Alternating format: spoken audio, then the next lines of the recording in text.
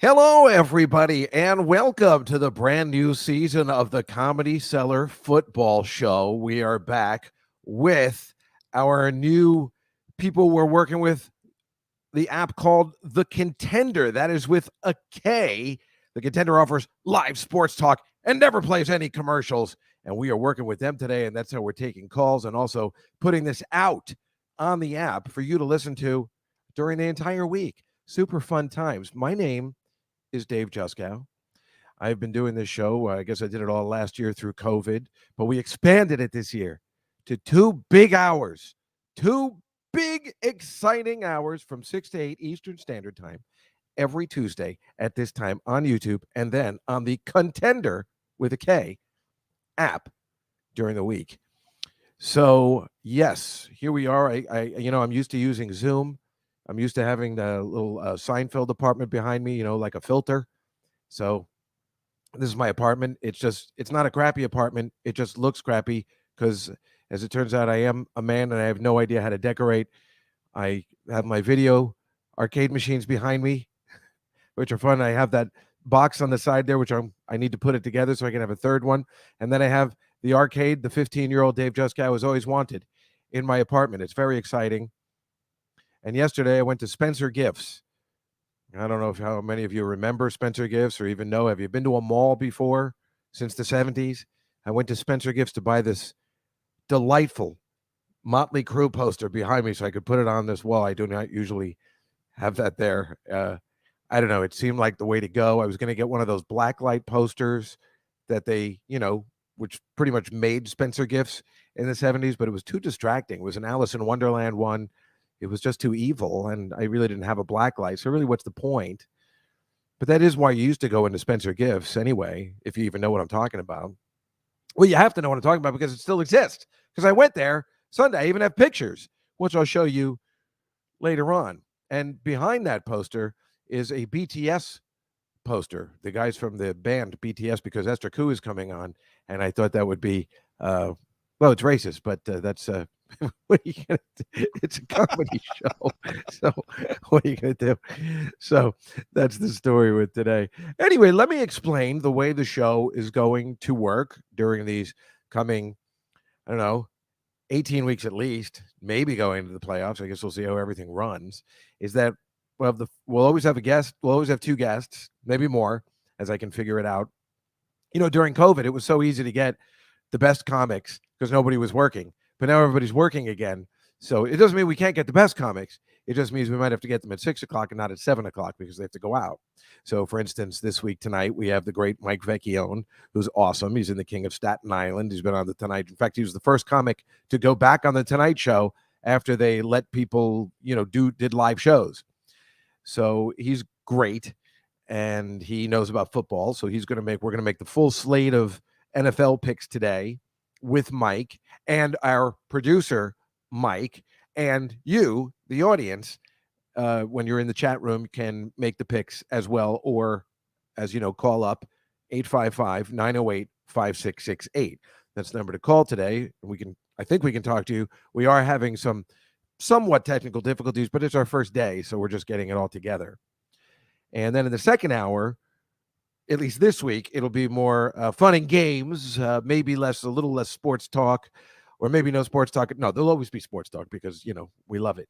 But we're having Esther, and she doesn't know that much about football, but she'll still be asked to make 5 football picks. So there will be talk. But that's the way it's mostly going to work. Next week, it's the exact opposite. We'll have Rachel Feinstein on, who's hilarious, but doesn't know anything about football. But when she does talk football, it is hilarious. And she's the best. She's a comedian and actress, one of my best friends, and one of the funniest people I know. So she'll be on from the 6 to 7. And then I have an up-and-coming comic, which we'll do often, named Michelle Fox, who's really cute, and she used to be a cheerleader. And we'll make the full slate of picks at the 7 o'clock hour. So that's what we have, the way things are going to work. Hopefully you'll like it. We'll take calls in between. We'll talk about movies. We'll talk about television. We'll talk about everything. That's going to be awesome. Oh, my God. Don't you love this time of the year? The football, the fall. This is the best time to live in New York City, where I live, or at least on the East Coast. The weather is always kind of great, and it's perfect. I mean, living in California or Florida is always the best place to live, really. throughout most of the year. But during this time, this is the best. And it goes so fast from September to New Year's. This is the best place to be. Football, baseball playoffs. Maybe the Mets. Well, no, they're not. But as long as the Yankees aren't in it, I don't care. I'm sorry if I lost a couple of you, but I hate them. But I like, I have very little in my life sports wise to like. So, because I like the Jets, it's been problematic for a very long period of time. But this season, maybe, I don't know, the very handsome Zach Wilson. I wanted to get a Zach Wilson poster. I actually was going to put it over my bed, but people thought that was awkward. But he who was going to go in your bedroom? Who what? Who told you it was awkward that could went in there? Everyone that thinks I'm gay already.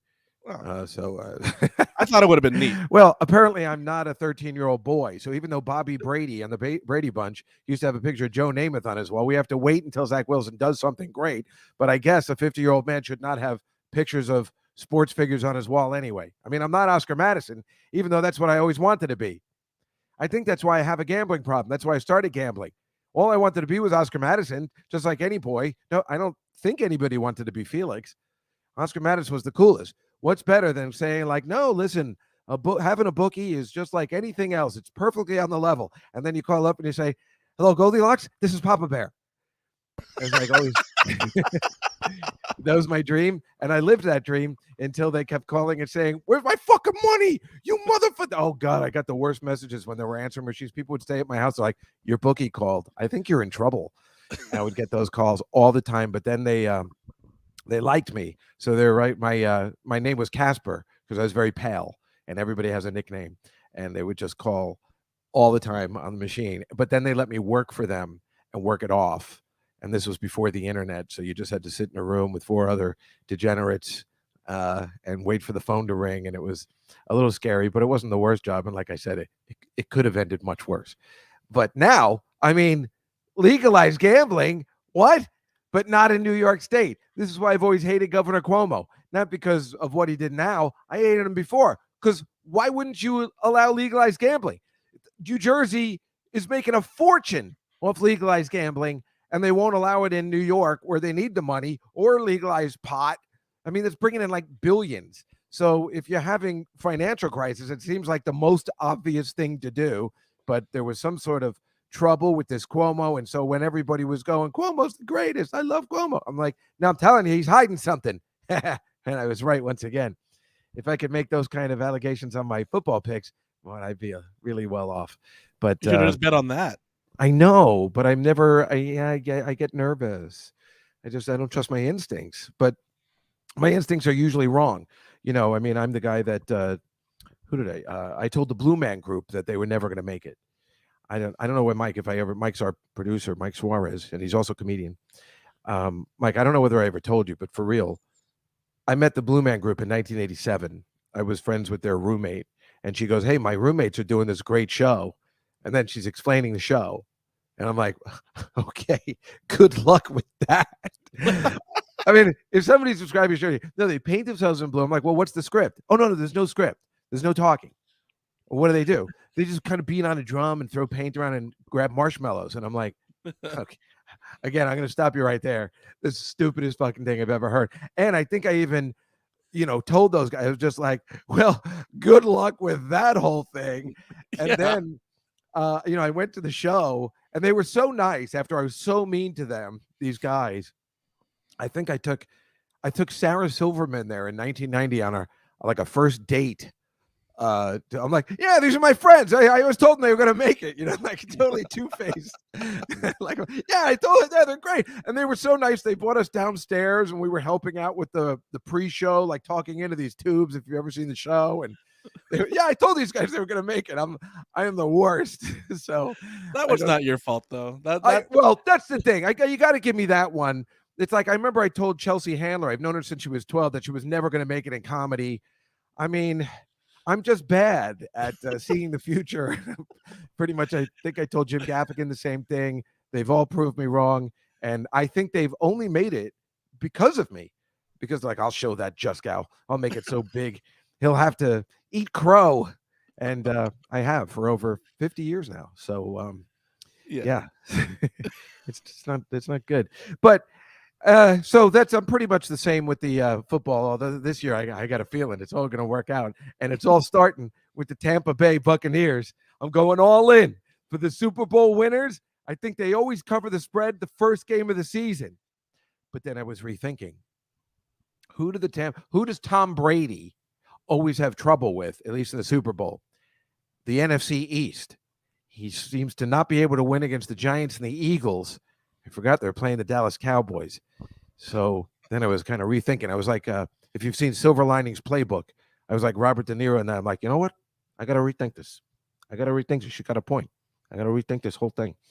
And I was thinking, but I'm going for it anyway. I'm taking the Tampa Bay Buccaneers because I've been watching Hard Knocks. Mike, have you been watching Hard Knocks? No. Hard Knocks on HBO. They've had the Dallas Cowboys, and I don't feel comfortable at all in betting the Cowboys in any way. You know, there's somebody. No one feels comfortable in bed with the Cowboys. The what? Nobody feels comfortable in bed with the Cowboys. Well, that's true. But if you're watching Hard Knocks, somebody. By the way, Happy New Year to everybody. Somebody's blowing the shofar outside. It is Rosh Hashanah, and that person was me. Thank you so much, everybody. Tekiah.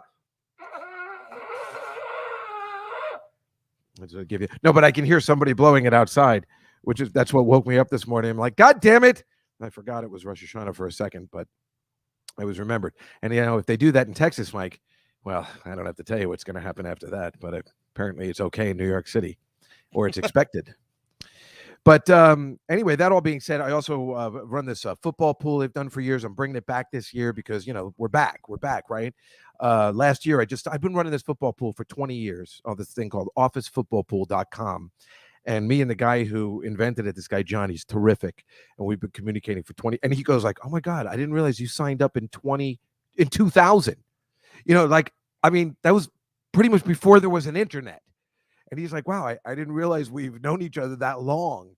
And we didn't do it last year. We're back, and it's a pool. And I got and Mike, you can join the pool this year. I'm sorry I didn't bring it up. I got Sarah Silverman in it, and Tell, and my mother, and Aunt Judy, Gary Greenberg from the Jimmy Kimmel Show. So it's a whole mix of different kind of people. I've been running it for 20 years. I didn't want to do it last year and thank God, because Tuesday and Wednesday games, they were just a burden. So that was so we're back. Hopefully everything will be, as we say, kosher today. And we'll have a regular season with just Thursday, Sunday, and Monday. Oh my God, do I miss Monday Night Football? My whole life revolves around Monday Night Football, chicken wings, and beer, and sometimes tequila. And sometimes back in the day, cocaine. I don't mind telling you, because I don't know why. It was just like, who mixes all that stuff? But it was just Mondays were my favorite day of the week, and it was the best. And then, last year just sucked. And plus, I'm too old to do all that stuff anyway. But I think I can still handle chicken wings and beer at least. Maybe a shot of tequila. I don't know. For some reason, when I'm having chicken wings, I'm like, I want tequila. And who wants that? In fact, the last time I had tequila, I think it was really bad tequila, and I totally almost threw up. And I don't think I've ever done it before. I've never thrown up like on the street. I usually wait till I get home. But anyway, that all being said, I'm very excited about this show and the season, and we are going to have so much fun. Hopefully you guys will find it as fun as I do, making football picks, talking football, talking comedy. It's going to be an unbelievable series. The Comedy Cellar Football Show, The Contender. Like I said, we're taking calls. The Contender with a K. You follow The Contender on Twitter. Download the app. And available for iPhone and Android. And we are just going to have a super fun season talking about sports, gambling, and the like. And we will start the show with Mike Vecchione right after these messages. You'll always be a contender when you listen to Sports Talk Chicago. Who are they? Are they a contender or are they a pretender? John Zaglul brings hard-hitting analysis and the people you want to hear from on Sports Talk Chicago. New episodes drop every week. Catch them all on The Contender.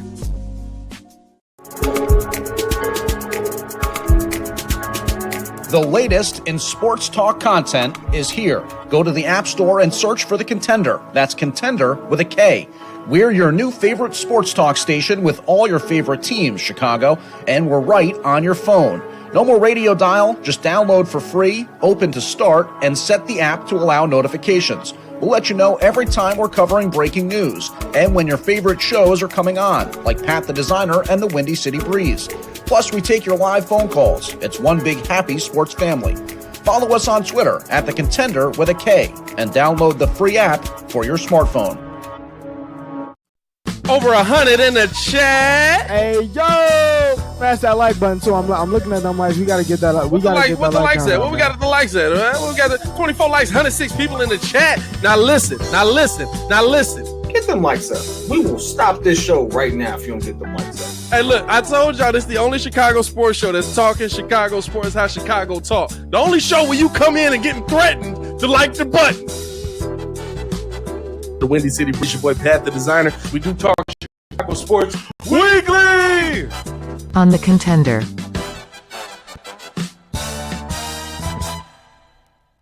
The Washington football team is ready to go with veteran signal caller Ryan Fitzpatrick under center. He's a terrific locker room guy. The players around him really like him. A lot of them respect him because of where he's been and all the things that he's done. Get caught up in the Fitz magic as Ron Rivera leads the way, backed by an explosive offense and lockdown defense. We've got you covered all season long with Bill Rowland, DC crossover, and the best in National Football League talk. Here on The Contender.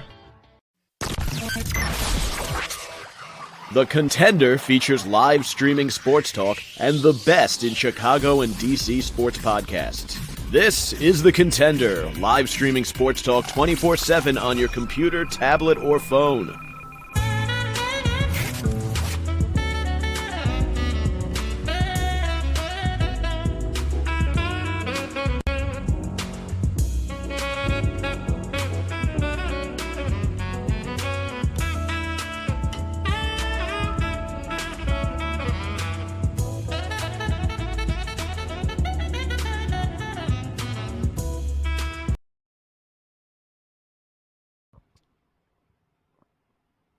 And we're back, David.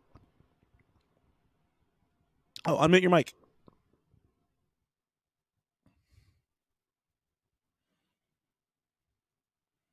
Cellar football show. I am Dave Juskow. Yes, The Contender. Also, they have shows for the Washington Football Club fans and the Bears, Chicago and Washington, D.C. It's a great app. Make sure you download it. All right, let's bring in our first guest tonight. He has appeared on The Tonight Show multiple times. You can watch him on his live video podcast entitled Mike Vecchione Investigates every Thursday at 3 on the Gas Digital Network. On October 23rd, he'll be at Governor's on Long Island, one of our favorite places. And on November 5th through the 7th, you can catch him as well as our producer, Mike Suarez, in Houston, Texas at Skankfest 2021. But most nights you can catch him right here at the Comedy Cellar. Please welcome Mike Vekione, everybody. Hi, Dave. How are you, Hello, buddy? Can you hear me? Is my sound good? You perfectly. You sound amazing. You look amazing. Thank you. You're welcome. Thank you so much for coming on. Thanks for having me, buddy. Football. I'm in. I know you are. Thank you for being our first guest. This is very exciting. As you can see, I'm used to, you have like a good background at least and stuff. I'm not used to, I had to make up something to look cool in the background besides my closet door. No, it's great. It looks like an arcade. Well, it is. It's Nice. from the 80s. That's why I shop at Spencer Gifts. It's everything I've always wanted as a 13-year-old boy. I'm trying to put together now.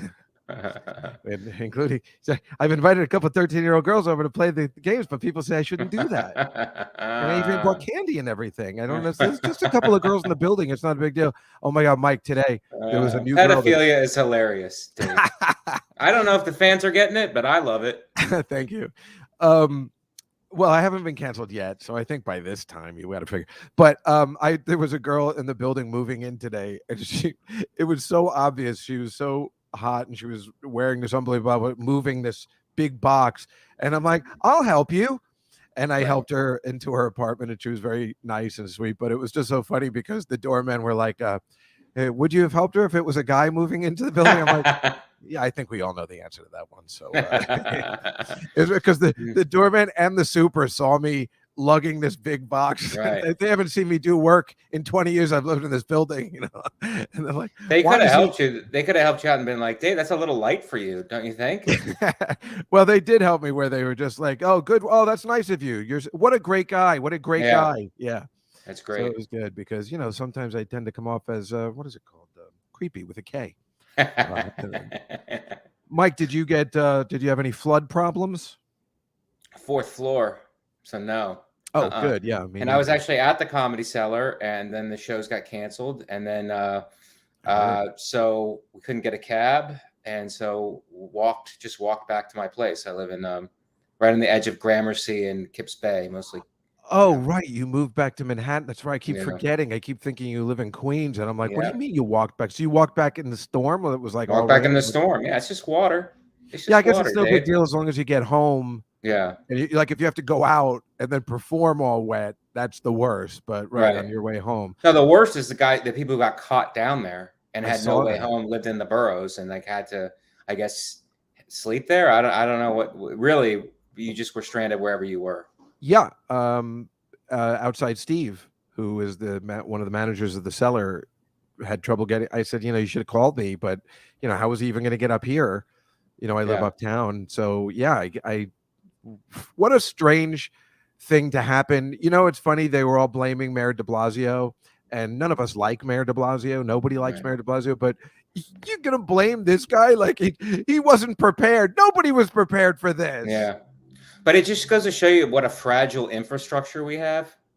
It's like it rains for 2 hours. It's like, okay, first the subways are shut down, then the buses. Then it's like, I guess I'm going to have to eat my friend. I don't know what I mean, it escalates quickly here in New York City. For those of you, this is a nationwide show, right, Dave? Yes, it is. All right. Well, people don't understand. It's like, things spiral fast here, Well, what's funny, Mike, I had a joke where before this happened, there was some bad stuff with Hurricane Sandy and stuff like that before. Nothing really like this quickly. But I always think the people that invented the subway, the forward thinking they had for the subway, like what if we built an entire city underground and we transported people that way? But they never thought, we didn't think it would rain that hard. like the one thing they didn't take into consideration. We didn't think it would ever be windy. It just floods. It seemed like everything flooded immediately. Like if you had a basement or anything, it just flooded immediately. Yeah, that's what I heard. Yeah. So yeah, I didn't have. I guess bad drainage. I don't know. Well, again, I guess they didn't have the kind of this is like this whole city infrastructure is over 100 years old, right? Right. So you're building stuff with sticks and mud. But I don't remember this ever happening. I mean, I've lived here for 18 years. I don't remember this happening before. No, because of a rain. I mean, it rained for a long time, but I don't ever remember this happening because of rain. No, they never had storms like this when we were growing up. There's definitely something different, or it goes in 100-year patterns. I mean, obviously we think it's global warming. I'm not like, I believe in science. I think there is definitely a thing, but what if weather patterns just go in 100 years? They've only been keeping weather for 100 years. Maybe this did happen, that they didn't document it years ago. People weren't really. I mean, you believe in science. I believe Jesus was probably taking revenge. I come from the religious side of it, so I think that too. I always say if he was ever to come back, especially on Easter, he'd be like, "Look, guys, I just want my old job back. I don't want any trouble. Give me a hammer. Just give me something." Well, that sounded the wrong way, but you know what I meant. Mike Suarez, should we take a call? Do we have anybody? You had them scheduled for 6:45, but yeah, we can take them if any come in. Yeah, no, I had calls scheduled before the picks and after the picks. I didn't write it down properly. You want to try one? Yeah, whenever. Feel free to call in, guys. Oh, do we not have any? Let's see. Someone called in earlier, but we weren't taking them yet. Let me see. Okay. All right. Well, then we'll just. Looks like I think there might be one right here. Just reroute the 911 calls in the area to us, and then we'll, they'll be like, "My husband's bleeding," and we'll just like, "Well, the Dolphins aren't going to be any good this year, are they?" Do have they? One here right now from anonymous Johnny Jets, New York City. Oh, sweet. What's up, Johnny Jets? 1 second. Oh. By the way, the number is 855-908-5668. Okay. You're live, Johnny Jets. Johnny Jets? Johnny? Well, I can't hear him if he's talking, but I like him if he likes the Jets. Should we go to traffic? Let's go to weather on the ones, Dave. Well, maybe we'll try this again later, Mike Suarez, right? Right. Okay. Well, maybe Johnny Jets will call back or stay on the line. Mike, why don't we make our picks now?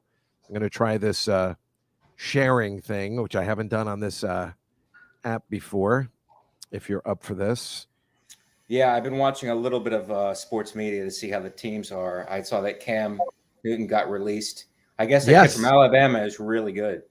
From what they say, that kid from Alabama is very, very good. So. Well, that's apparently why the spread is up in the sense of the Patriots. Can Mike Suarez, can you see my screen? Yes. And Mike Vecchione, you can see it as well? Yeah, I can see it. I can't. I don't know. Let me see if I can enlarge it. There it is. Yeah, you got it? I got it now, yeah. All right. So here we go, folks. We're going to make this week's picks. These are the current spreads by FanDuel. We first have, of course, the Thursday night game, which, of course, is my best bet of the week. The Buccaneers over the Cowboys. I was telling everybody, Mike Vekione, that I've been watching Hard Knocks, and I have no faith in the Cowboys whatsoever. No? Nope. That show didn't give you faith? It did not. Why? Because Dak was hurt. He had an arm Pretty injury. Much. Yeah. So what do you think? Yeah, I think I'm gonna go Cowboys. Yeah, I think Cowboys upset. I think they upset the. Really? I think they upset Tampa the first game. Yeah. I don't bet against the Super Bowl winners for the first game. Yeah. That's my thing. Mike Suarez, what do you say? Oh, he's missing. Is it in Tampa? It's at Tampa, right? Yeah, it's in Tampa. Oh wow. I'm gonna say Tampa. Oh, okay. And do we have a chat room going? I know you're doing a lot of things at once. There's no one actively there yet, but they probably can start playing their picks in a minute. Okay, no problem. Let's see. The Colts and the Seahawks. I haven't even done these yet, but as you can see, I moved I changed the lines as they came. This was +1, and it moved to +2.5. So I'm totally going with the Seahawks. That seems to where we're Are we going with the lines? You're picking with the lines? Yes. Okay. Well, I think you just picked the Cowboys to upset them anyway, right? So I picked the Cowboys -7.5. Then is that no? It's the Cowboys +7.5, so it's perfect. Right. So the Cowboys with the points. Right. So now the Seahawks are the Colts. The Seahawks are favored now, but it went up from 1 to 2.5. Yeah, I think the Seahawks cover. Yeah, I do. Well, who's the Colts quarterback? Carson Wentz. Oh, that's right. He got better. Philly. He got healthy. Yeah. That's a tough. Yeah. Well, it's a really big game for him to see if he's going to click in Indy, because he got bounced from Philly or requested a trade from Philly, and now he's in Indy, and it's a big thing to see if it works there. Yeah, I know. And did you hear they were thinking about getting him a backup of Nick Foles? If you know that guy. That's really funny. That's really funny. That'd be great. He's like, because Frank Reich is the quarterback's coach, and that's originally why he went there. He went. Oh, is that right? Frank Reich was his quarterback's coach in Philly. Yeah. Oh, that's hilarious, though. Yeah. Mike Suarez, what do you like? Seahawks. All right, Seahawks across the board, and you let me know if anybody's coming in the chat room. It's our first show. It'll all work itself out in the coming weeks. Jaguars over the Texans. I'm telling you, I got no problem taking the Jaguars -2.5 because Deshaun Watson. Who's playing? What is happening over there? They are a mess. I think the Jaguars win handily, even if what's his face, the number one pick isn't. Who knows what's going to happen with him? But the Texans are a mess, right, Mike? They're a mess, but it's the number one pick is playing for Jacksonville, right? What's that kid? Yeah. Trevor Lawrence. But if Deshaun is going to start, no, he's not starting. They just announced it. It's Tyrod Taylor. I take Tyrod Taylor though. I think Tyrod Taylor is very good. So I take Tyrod Taylor, and I take the Texans in them. I just feel the organization's a mess, and that's why I was betting against them. But you might be right. Maybe for the season, but not this game. You got a guy as a rookie starter who's playing on the road. Yeah, and he's just playing okay. Is he? I mean, I don't know what to train. I haven't seen him in preseason. Is he okay or okay? I mean, it is like a preseason. They only let him play like 5 minutes or so. Right. So, Mike Suarez. I'm going to go with Texans, and the chat seems to be agreeing with that as well. We're back. Well, of course, if you didn't go with the Texans, you'd be kicked out of town. Mike's in Texas now. Well, I didn't go with the Cowboys. So. Oh, yeah. He didn't go with America's team. Boy, you're the worst. Okay, the Eagles and the Falcons. So let's assume the Eagles are a mess then, and I'll go with the Falcons. And it is still Ryan. What's his name? Falcons. Matty Ice. Matty right? Ice. Matty Ice. Yeah. They got to get better at some point. They've been so bad. They just keep letting teams back in. So in a way, I would maybe take that plus 3.5. But I don't know what's going on with the Eagles. Yeah, the Eagles is just we're going to see what we get.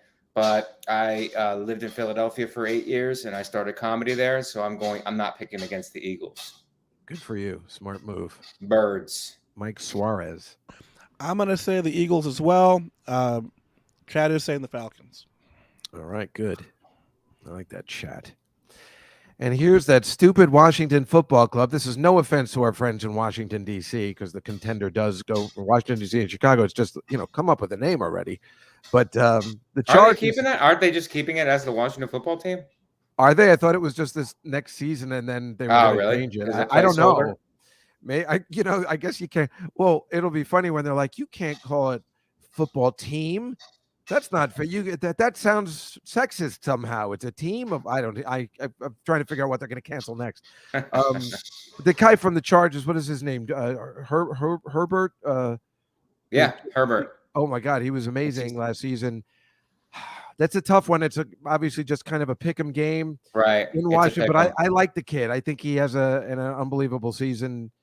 Or maybe a bad sophomore season. I don't know, but I'm going to take him and against the Washington Football Team this week. For the Washington Football Team, you have Fitzmagic starting, correct? Oh, is that right? Commercial. I just heard it on your commercial that Fitzmagic will be starting. Oh, I didn't even know. That guy's been around so many different teams. And he's at home. And the Washington defense is real good. I mean, their front four is maybe the best in the league. So I'm going to go Redskins. Now I kind of want to. Now I want to change my pick. Well, sorry, what does Dave. Mike Suarez say? I'm going to say Washington Football Team. Chad is also going with Fitzmagic. Fitzmagic. I forgot about that guy. Yeah. This one I have no problem with either. I love the Bills for at least the first game. I think they come back strong. As you can see, the line moved down though from 7 to 6.5. That's a big move technically. But I'm taking the Bills at home. I think they continue to dominate. No, I go Steelers. Roethlisberger comes back. It's probably going to be his last hurrah. He's healthy. The Steelers are always better than everybody thinks they are. They think they're finished. They thought they were finished years and years ago. I go Steelers to upset the Bills. That's completely good thinking. That is true. I got to rethink this. I got to rethink this whole thing. Mike S. I'm going to say Steelers. We also have a caller. I'm going to bring them in right here. Oh. Hello. Caller, you're live. Hi. I guess it's still not working. Hold on. There we go.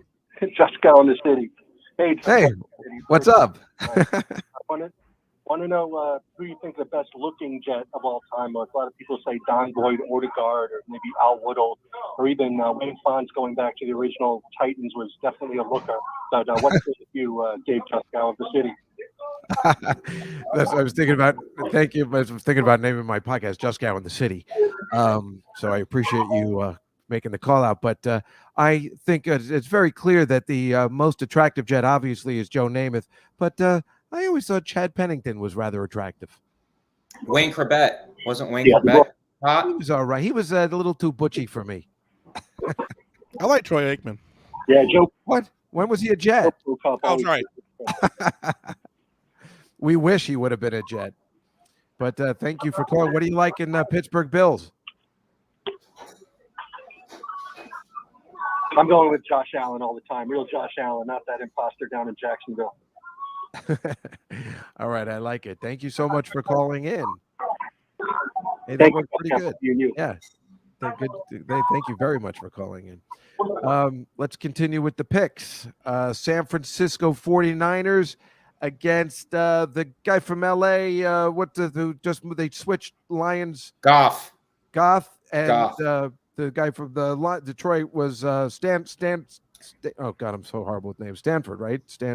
Yeah, they Matt switched. Stafford. Matt Stafford. So they switched quarterbacks. Do you think that experiment works? As you can see, the 49ers with I don't even know who's quarterbacking them. Garoppolo is going to start. Oh, he is. Jimmy G is going to start. Yeah. I'm going to take the Lions at home plus the 7.5. Are you really? I love Jimmy G, but last year he was a major bust. I don't know what happened. Well, so you like? I think the 49ers, huh? I think the Lions are just too weak of a team. I think the Niners win it. I think Jimmy G has a efficient day, and I think they beat the spread there. They cover. Wow. Mike S? I don't see the Lions doing much. I'm going to say Niners. However, Chad is saying Detroit. Okay. Yeah, that line is a trick line. They're begging you to bet San Francisco there. You think so? It's 7.5? 7.5 because it's a touchdown and a field goal, which is it's big. Yeah. The Bengals with the healthy last year's number 1 pick against the Vikings, and as you can see, the line went from +4 to +3. Mike V, why don't you go first? I don't know. I think the Vikings are a better team. Who's quarterbacking for Cincinnati these days? I thought it was the kid from LSU. I thought he's healthy now. No, is he healthy? Oh yeah. Joe Burrow. Joe Burrow. I'm Joe so Burrow, bad with names. I'm sorry, everybody. I'll get it right. The line is at 3, David. Yeah. It wasn't 4. It's down to 3. +3. Yeah. I'll go with Cincy at home. Yeah. It's funny. I was thinking the Vikings because I'm just not sure how Joe Burrow is going to play, even though I love him. I'm going to take the Vikings. Mike S? I'm going to say Cincinnati just because they're playing at home. I really couldn't tell this game. And chat room? They're saying Vikings. Saying Vikings. I like that one. I like when they're with I don't think that we're taking into advantage. I guess home field is on paper you're comparing them, but home field is a big thing. So I'll just say that too, especially when a team is coming from the East Coast to the West Coast, or they're traveling like all the way to California or all the way to New York. It always affects the way they play. Always. But yet, as you were saying that, you took San Francisco, even though they're traveling. That's true. I might have to reconsider that. I'm gonna have to rethink this whole thing. I'm gonna have to rethink it. So this is the big game I am interested in as a Jets person of interest. They are playing Sam Darnold over in Carolina, and the Panthers are favored by 5 points. I am taking Zach Wilson plus the 5 at least to hopefully keep it close. I don't have Sam Darnold's okay. Nobody hates Sam Darnold, but I'm going to take the +5. I take Carolina. I think that's a pick'em game, but I take Carolina at home. I hate you. Sorry. Mike Suarez. I'm also going Carolina. I just don't see it in the Jets. And the chat room better take my Jets. He hasn't picked yet, but I bet he's going to go Panthers. All right. Well, we'll let it go for now. But I understand not wanting to take the Jets. And believe me, by the end of the season, I'll be like, screw the Jets. But for today, here are the Titans -3 over the Cardinals. This sounds like an amazing matchup. I am taking the Titans at home -3, but who knows? Mike V. This is a tough one, man. It's that travel. It's that long travel. Yeah, I'll take the Titans, even though I think that that quarterback for the Cardinals is really good, man. He is good. He had a hiccup last year. He was good, and then something went wrong. But he is good, and he will be good in the future. Yeah, and Ryan Tannehill, I don't know how he became pretty good, but it's the rest of the team around him. Yeah, it's that running game. If they could just control the running game. What's that guy? Mike Henry? Is that his name, I think? Or Travis Henry. What is it? Travis Henry? Travis. I still think we're missing up his first name somehow. But Mike Suarez. I'm going to say the Titans as well. Yep. And I believe it's Derrick Henry. Derrick Henry. I knew we both had it wrong. Chat room is still out for this moment.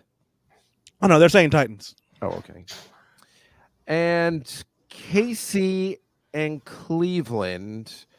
I am taking Cleveland plus 6.5. I think they're upset of what happened last year when they got it close. I say it's a close game.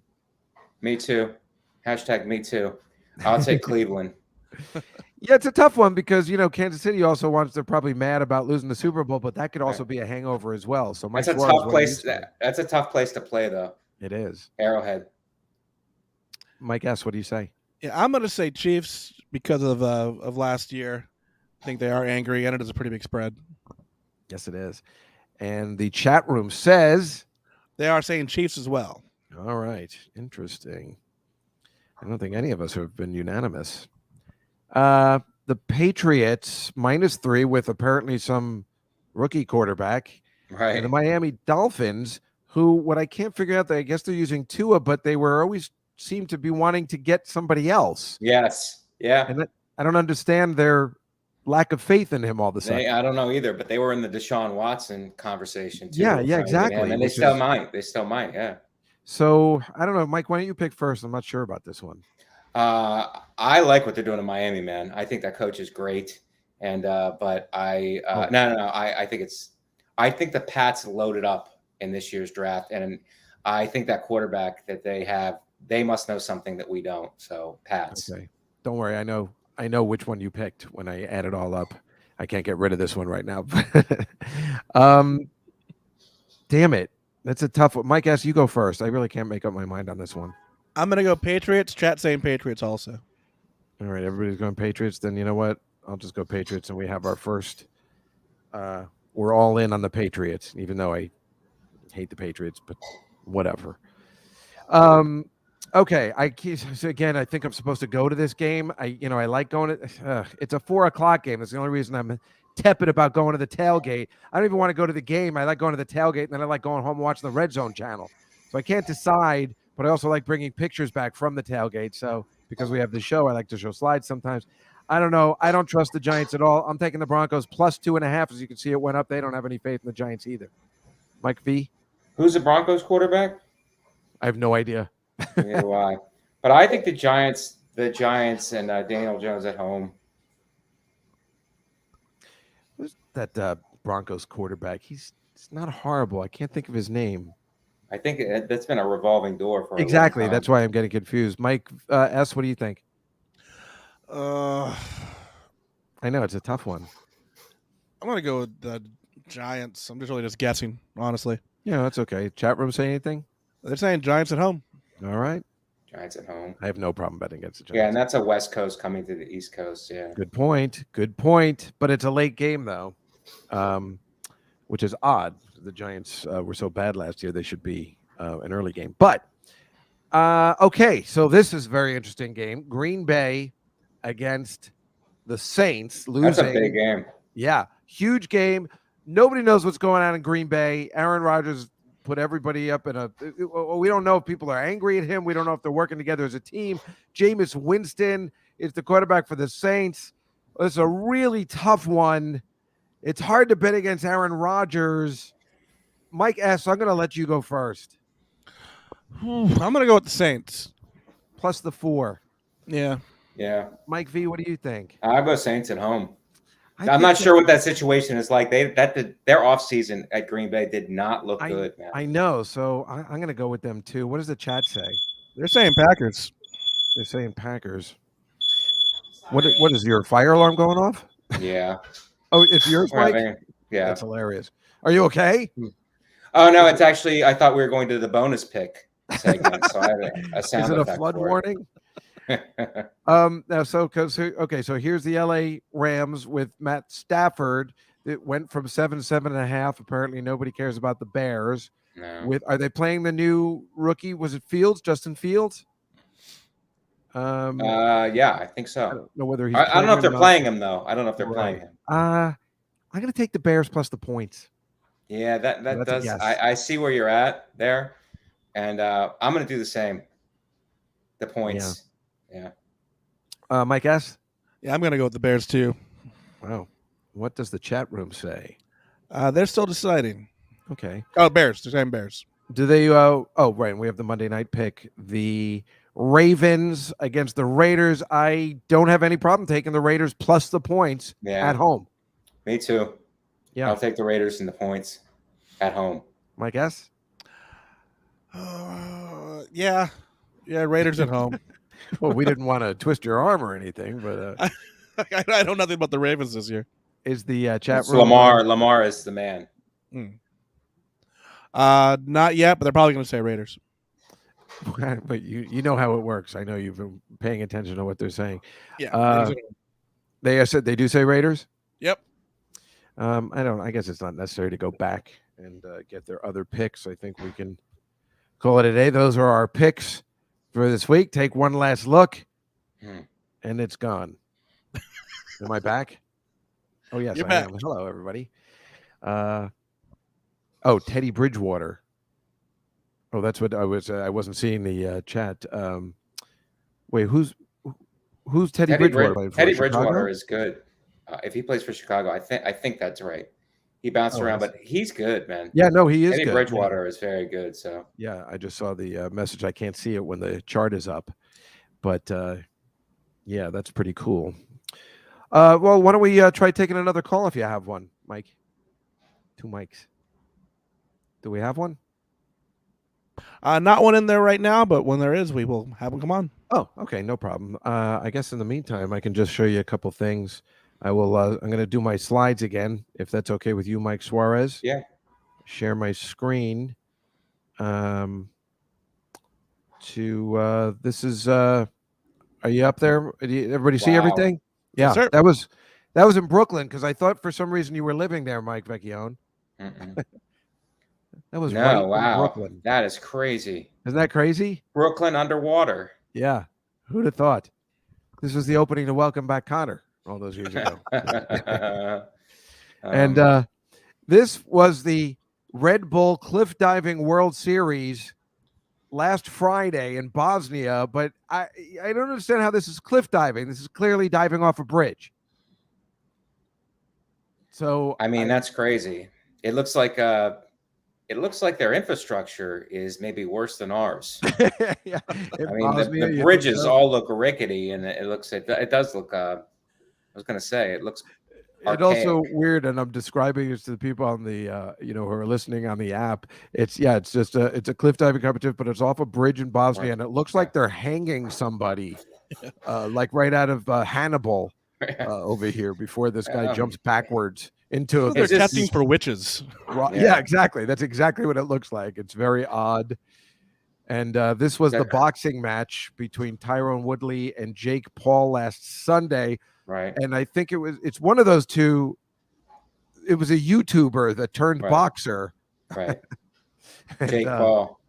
Jake Paul. I mean, a YouTuber. He's a YouTuber, but those guys were like, I just know from my wrestling, but I think those guys were wrestlers in high school, and I think they were pretty tough.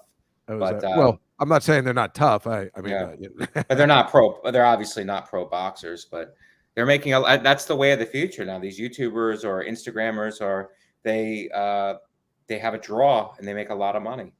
Isn't that interesting? You know?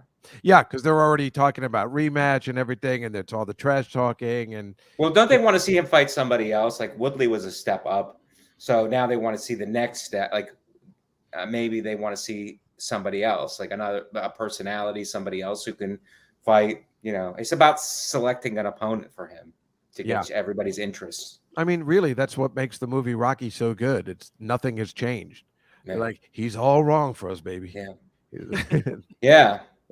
But Rocky wasn't on Instagram, I think, to his detriment. I don't think he would have gotten the gig if he was on it. Listen, I'd love to box. I'd love to take on Apollo. People It would have be been like, all "This guy's turtle a-" pictures. Right. This is Cuff and Link. Rocky would have been really bad on Twitter with his vocabulary. That's right. Let alone Paulie was being no. Who's that guy in the car who goes, I heard she's retarded. Take her to the zoo. Retards like the zoo. Yeah, That's not allowed to say that anymore, but it's from a movie. It's from a movie. Cancel Rocky. And of course, these are always my favorite pictures. I don't know where they come up. This happened last week. It's a cow transport in Switzerland. And it just, every time I see it, it just reminds me of Operation Dumbo Drop. Wow. I don't understand it. Dave. I don't understand why they keep transporting these cows. The picture is a cow going through the Swiss mountains, folks. It's weird. He's being airlifted. Nobody knows why. Well, I mean, if we could take it back to football, maybe we found the name for the Washington football team, the Flying Cows. Somehow that'll be the Flying Juskows. The Flying Juskow! We hit gold. We hit gold. And here, of course, is Mike Vecchione Investigates. Hey, can I also plug my new podcast with Greg Stone? We have a Patreon out, just released today. It's called Macaroni Rascals. For real? So Macaroni Rascals. So it's on Patreon right now. So if you go to my Instagram at Comic Mike V, I have it there. So please sign up for the Patreon. It's me, Greg Stone, in the corner of Greg Stone's apartment, podcasting our asses off. What's it about? It's just about us. We talk a little bit of Italian. We talk a little bit of comedy. And then Italian? Yeah. Thus the macaroni, Juskow. And what's your favorite type of pasta, Dave? I think my favorite type of pasta is the standard spaghetti. Yeah? Although I do like baked ziti a lot. Right. But my favorite Italian food, my second favorite food, my first favorite is lobster, only because you can't have that every day, and it's very rare to have it. Right. So my second favorite's always been lasagna. Lasagna, gun to your head, last meal. It's got to be a pasta. What do you eat? What do you order? Lasagna. Lasagna. Absolutely. What about you, Michael Suarez? Last pasta meal, I would say. Can I get lasagna with eggplant parmesan on the side? You guys are big lasagna guys. Yeah. I can't. Yes, you can Lasagna's get it. my And Mike favorite. is also the fantastic producer of our show. I got to give him a shout out. Oh, is that right? Yes. You know, Yes, sir. Suarez, these little nuggets of information could have been very helpful before we started the show. Suarez is the man. He is the man. He is the man. Think about what we're doing today. We're doing this live show. He's taking calls. He's in the chat room. He's doing so much, and it's 2 hours long. Wow. Mike Suarez is the man, and he's doing it all the way from Texas. Well, I like my favorite is a ravioli because I like cutting into it. It's like a little surgery, and you're finding out like it's a little cesarean, and you're finding out if instead of a boy or a girl, is it meat or is it cheese? So there's a whole suspense and a backstory to it, and you're going to get more of this if you would just sign up for the Patreon, Macaroni Rascals. Yes. Isn't that how they used to do reveal parties? Yeah, it's a good one, Mike. It's the ultimate gender reveal, except with meat or cheese. I love it. I always get the, I know you're going to hate this, but I like the Chef Boyardee macaroni, ravioli. And then I always say, where's Mrs. Boyardee? Thank you. That's from The Simpsons. But Mike, thank you so much for coming on today and spending time. I know that you're really busy. Are you at the Cellar tonight? Tonight, and I got to go soon because early. No, it's but time.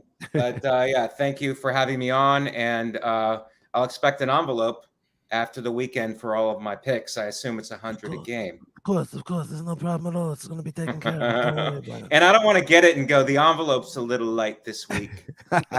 Yes, you know do. I say that. So. Right. Mike, thank you All right. so much for being our first guest. You were amazing, and I really Thank you appreciate for having me.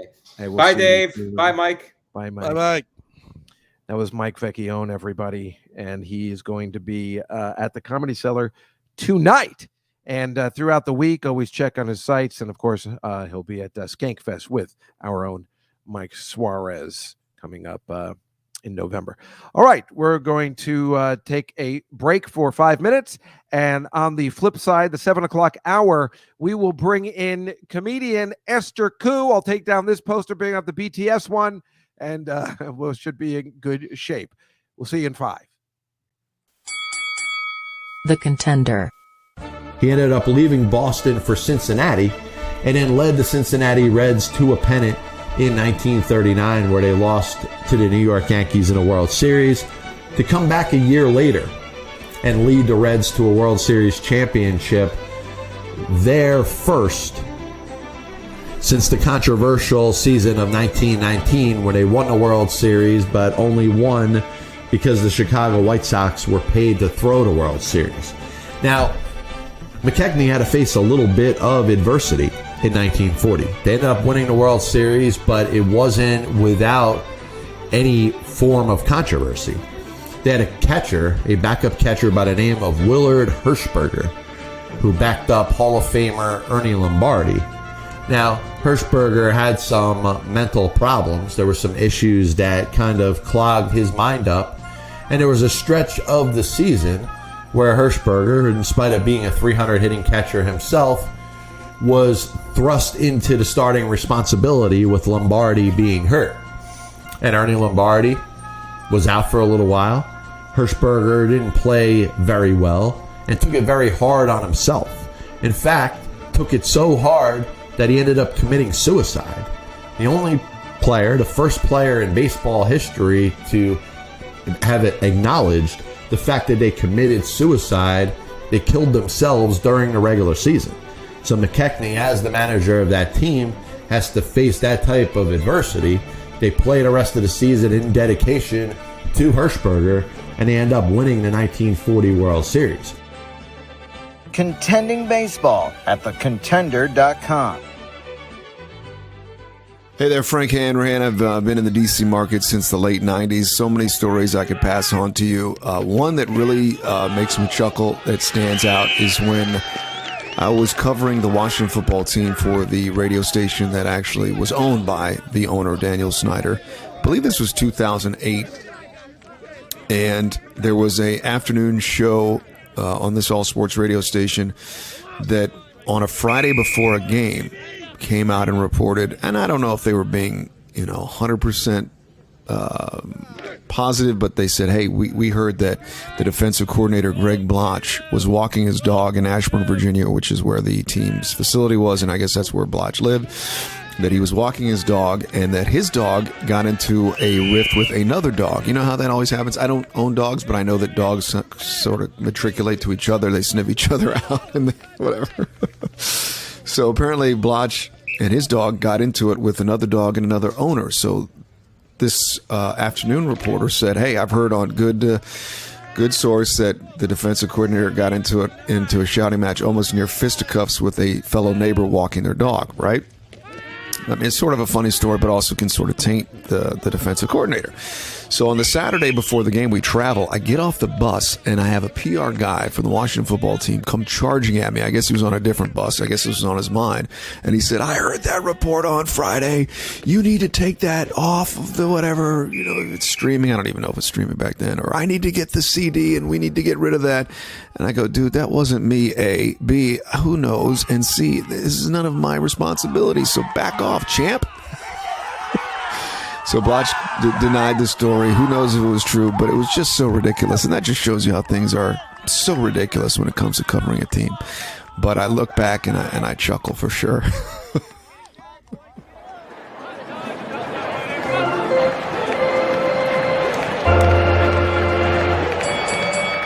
The Contender.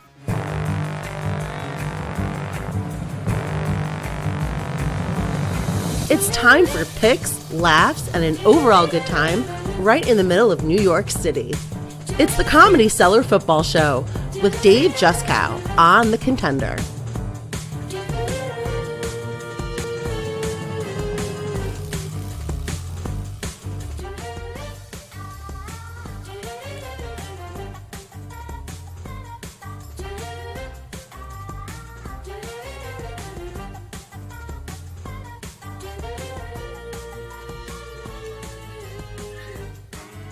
Hello, everybody. We are back on the 7 o'clock hour, or 4 o'clock if you live in the West Coast, or 6 o'clock if you live in Chicago, where a lot of our listeners listen to the Contender app. The Contender People all over the country may be watching us on YouTube, but what about when you're on the go? Download the Contender with a K app and listen to this show and lots of other great sports talk, and never plays any commercial, live sports talk, and never plays any commercials, the Contender app. And of course, we are here at the Comedy Cellar, the Comedy Cellar football show. My name is Dave Juskow. Welcome back to the show. I think we've had an excellent first hour with a lot of football talk and some picks. Again, can't decide whether I want to make the move to the Giants game this weekend, to go to the tailgate.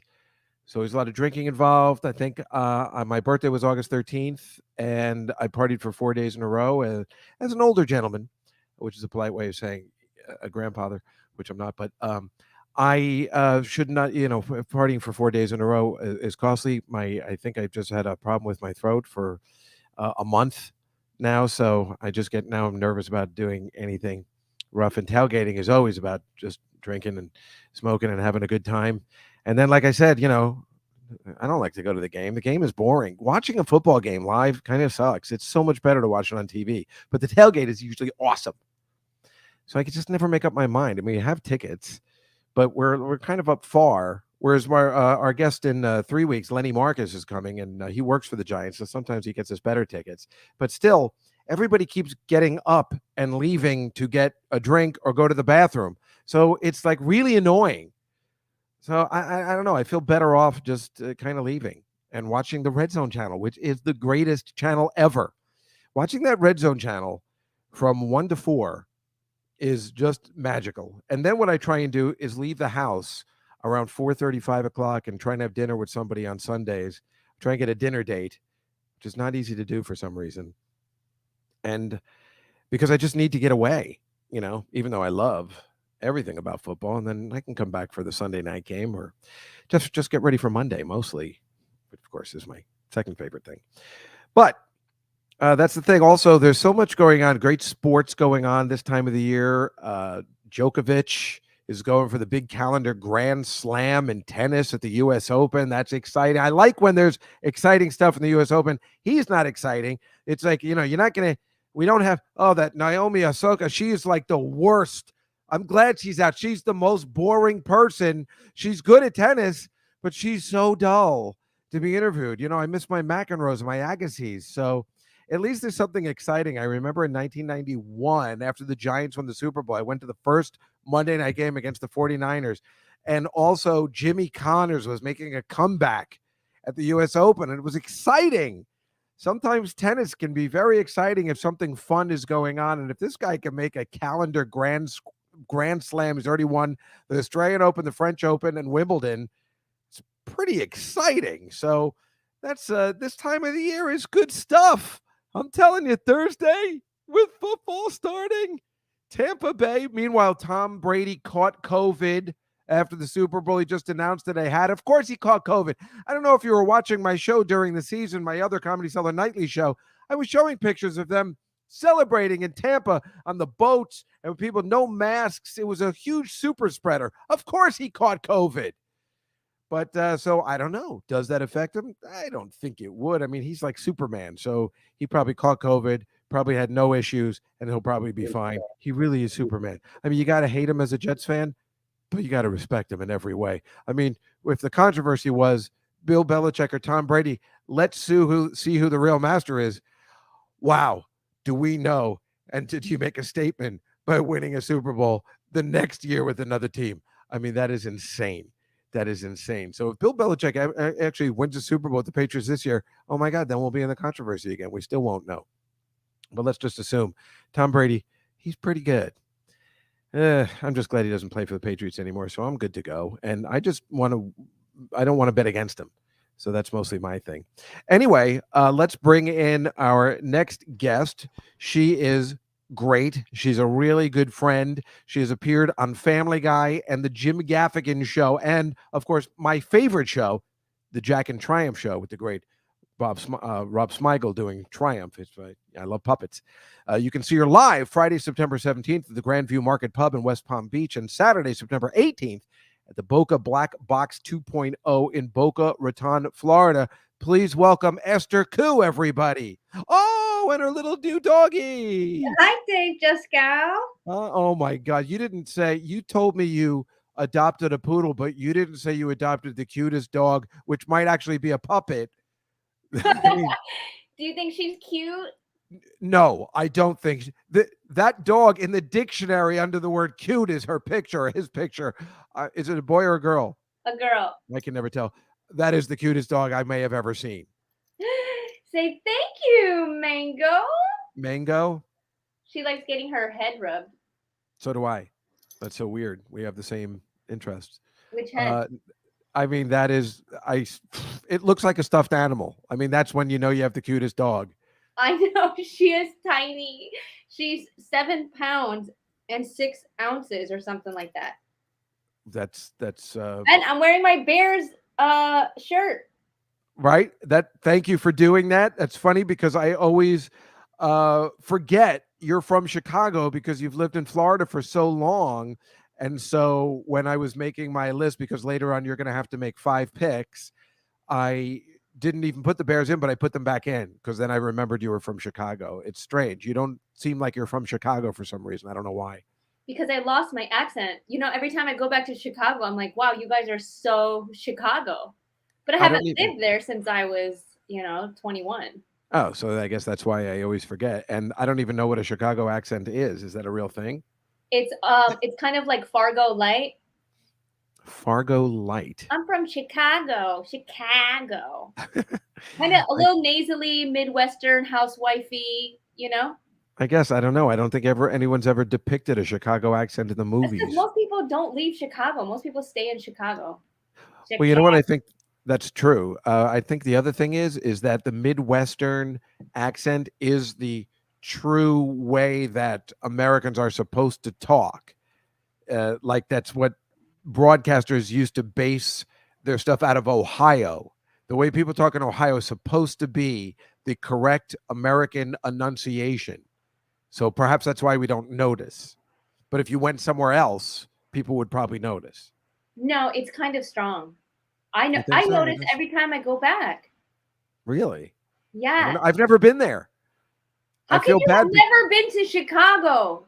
I know, and now with the Contender and the app that the sports app we're working with. Have you ever been to O'Hare Airport at least for a layover? I think I was there for a layover once. Yeah, that's about it. That's but where we're working. Home Alone was filmed. This app, the Contender, broadcasts live shows out of Chicago and Washington D.C. So I think I have to go to Chicago to see. I was planning on going this fall. My friend Dan Filato is there, and he's always telling me to go. What did you say was filmed in O'Hare? Home Alone. You know that scene where they're running through the airport? Oh, right, of course. And they're late for their flight. That's O'Hare Airport. Yeah, right. Where they're like, you just made it. And everybody's like, oh, yay. And then the worst mother ever. She gets on the plane. I'm forgetting something. I like your mug. And most houses aren't like the house that they grew up in. Most houses in Chicago are very small. Yeah, I figured. That mug is the Doug Benson mug. I've asked him to be on the show, but he has something he does on Tuesdays, so he can't make it. That's getting high with Doug. What? Sure he does. Oh, well, that's what he told me, I guess. I don't know. That's what everybody tells you. I'm the only one who does your show. Did Mike Vecchione show up? Yes, he was on earlier. He actually did show up, yes. But no, Doug Benson's terrific, and that's a great show.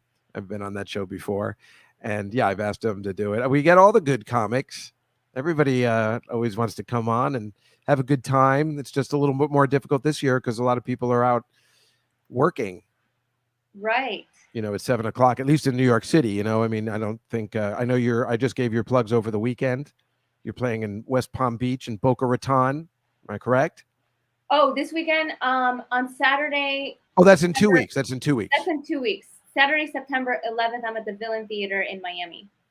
Oh, yes. You've played there before. Oh, that's nice. In Miami. See, that's another place I've never been. You keep telling me I got to go down there, Miami. Juskow, have you been nowhere? You're like Upper East Side only? I've been to New Jersey. That doesn't count. Of What? course you've been to New Jersey. I know. I'm from there. Yeah, I guess it doesn't count. I don't know. Anyway, what Mike Suarez, is anybody on the phone? You want to take a call if anybody's there? Is somebody there? No one's there at the second. Oh, the number is, if you want to call, 855-908-5668. And it's funny. Well, I said when we were setting this up, he's like, "You sure you want to do 2 hours? What if nobody calls?" I'm like, "Well, that's going to be hilarious." So did anybody call in the first hour? Yeah, we had one phone caller. Oh, it was okay. very exciting. Well, it's our first episode, so you have to give it time. So, well, congratulations on your new podcast. Well, thank you. It's called? kind of fun. It's called the Comedy Cellar Football Show. Oh, okay. So I don't know whether you noticed, but now I don't have my Zoom background, so this is just my apartment, which you've been to before, and the poster I had up was Motley Crue, but I switched it to BTS for you.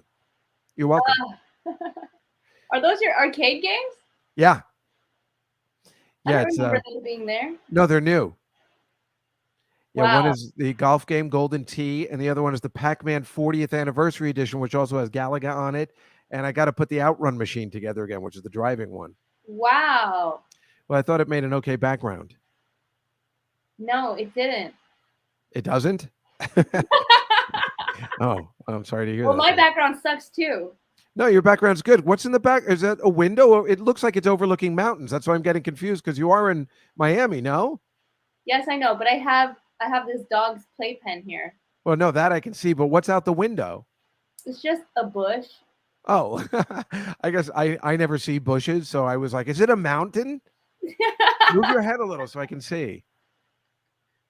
Oh, yeah, it's just a bush. Oh, I don't know why I thought it was like a big mountain landscape or something like that. I don't know. I guess I think you live in a really beautiful place. But yeah. Are we going to talk football? Yeah, we are going to talk. Well, yeah, we could do we can make your picks now if you'd like to. We could do. I call them the Celebrity Five. Well, let me just tell my football story. Oh yeah, go ahead. Well, I don't really have any, but when I was in college, I was working at a deep dish pizza place in Champaign, Illinois. This place called Papa Del's. Sounds delicious. It's delicious. And the Bears Soldier Field Stadium in Chicago was getting remodeled. Right. For a while, they were playing at the University of Illinois, I believe, right? Yeah. So they were playing at my school because my school had a big football team. So I made a lot of money that year waiting tables on all the Bears fans who would come down from Chicago to watch the games. It was about like 3 hours trip, right? Yeah, it's like a 3.5 hour trip. I remember that. I remember that season. Yeah, so that's all I know about football. Good luck. Well, that's enough to know, but that's pretty cool, right? That's all. But that must have been fun. I mean, was that like that pizza place? It was a sit-down restaurant with like TVs and stuff. It was they had TVs in the bar to watch. So you would work like Sundays at noon were awesome for you. It was amazing. It was super busy, and I made a lot of money. Yeah, that's great. You know what the problem with New York is that there's bars that now they finally figured it's not a big football. Go to a bar and watch, the Giants or the Jets. It's just like that's why it would be better, I think, if we all had one team, which is why it's good in Chicago. You're all Bears fans, and here it's totally mixed. And well, quite frankly, I don't know whether it's mixed. I think I'm the only Jets fan. And now what the bars have done, which is so brilliant, is they've just, you can go to a Tennessee Titans bar or certainly a Patriots bar or a Seahawks bar. So it's all not cohesive for friendship and camaraderie. Oh, isn't there a guy on the Seahawks who only has one arm? I don't know about that. The only thing I knew about that, there was a guy in the Yankees for a while who had one arm, who was a pitcher, but I never heard of that. Is that true? Mike Suarez, do you know about that? I'm checking right now. Oh, he's checking. Thank you. I only know that because I was doing a show in Seattle one time, and they were like, "Oh, there's some football players here." And this guy with one arm was there. Well, Shaquem Griffin, he has an undeveloped left arm, so he has an arm but like no hand and a small forearm. And he plays for Seattle right now. Now he's on the Dolphins, but he was on Seattle last season. Good work, Esther. That's amazing that Yeah. you knew that. Yeah, I he guess- was there at the bar or something, and they were all like, I didn't know who he was, but they were like, oh yeah, he plays football. Oh, he was down at the bar in Miami. No, in Seattle when I was doing a show out there. Oh, isn't that weird? And then he followed you to Miami. Oh, wait a minute. Should we be worried? Are you all right? Well, I didn't know he played for Miami. Apparently he's following you around. I mean, I'm a girl, so forgive me for not knowing anything about football, but I'll just tell my football stories. Can I do that? Yeah, we have no problem with that. We I like thought I football had stories. one football story about waiting tables, and that's really not a real story. But I love that story because there was pizza involved. So I'm always good with food stories.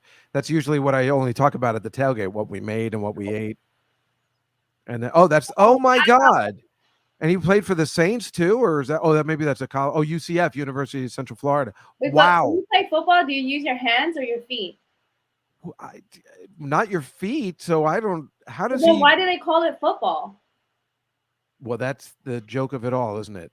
That's why they That's make what's fun of us in confusing other for, lands. like South Americans, they're like, you guys call it football, but they call soccer football. Yeah, the only person that touches it with their feet is the kicker when they kick off and if they kick a field goal or punt. And that's the only time What'd you somebody call uses me? their feet. Oh, nothing. Sorry. Punt, I said. You Wait, know- how can that guy with one arm, don't you have to set yourself by putting both arms on the ground? That's got to be so complicated. He must be really good. I can't believe I never heard of him before. That was really interesting. Yeah, we just, by the way, of people that are listening on the Contender app, they just showed a picture of him. It was fascinating. That is fascinating, right? That just goes to show, Dave Juskow, you can do anything you want. If he could play football professionally, what do you want to do? I know. What am I complaining about anything for? at I that mean, you're point? Jewish. It's in your blood. Yom Kippur. Well, Lashana exactly. Tova. Happy New Year. Thank you very much. I know you meant that sarcastically, but I appreciate it anyway. What? I do have my shofar here. I blew the shofar today. It's funny every time. Let's hurry it up. My shofar is waiting for me outside. I have something for you that maybe you want to. It's a Sure little. you do. Is it in your pants? You got that right. No, here, how about this? I came up with these. I have 3 stories, and you have to guess which is the false story.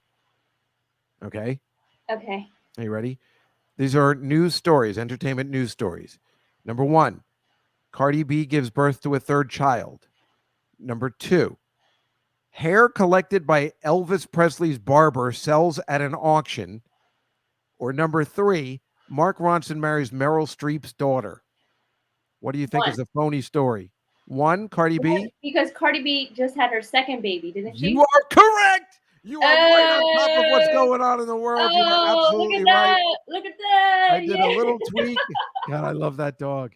Yeah, folks, if you are listening on the Contender app, you have to tune in to YouTube just to see the cuteness of this dog. I know you said her name was Mango, but I'm going to call her Peaches. Peaches?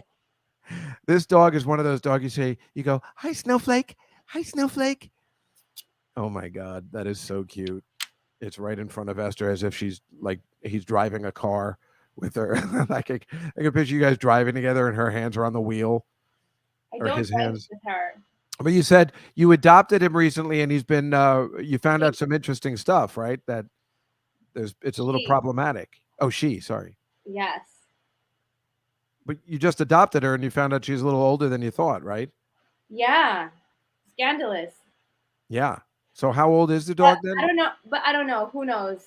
I'm taking her to a new vet tomorrow to see how old she is. But how old did you think she was when you got her? 1. And now you think she might be This vet said that she's 6. Oh, well, that's a major difference. I know. That's But clearly it's easy to fall for it because she's so little. She looks like a puppy. yeah, exactly. Yeah, that's I would have fallen for that too. And clearly whoever sold it to you from the shelter was just like, we got to give away this dog. Let's just say it's 1. I mean, you can kind of blame them, but you also can't because they just want to. You seem like a nice person to give a dog to, so they're like, oh, come on, she'll be fine. Yeah, I know, right? Yeah. All right, I want you to make your picks now. Okay. Oh, are we at the end of the podcast? No, not at all. I'm going to share my screen. So can you see this on your screen now?